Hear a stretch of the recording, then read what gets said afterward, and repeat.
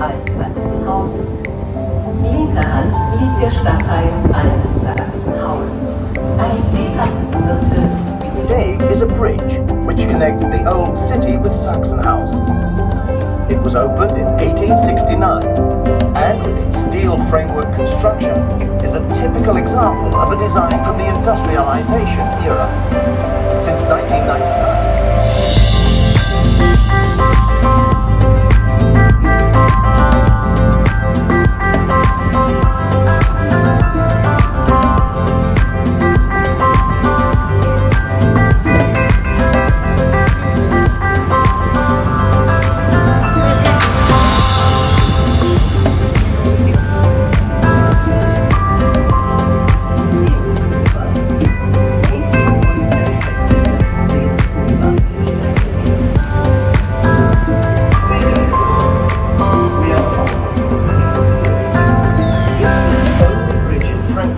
not destroyed in World War II, and is the bridge which now bears most traffic in the city area.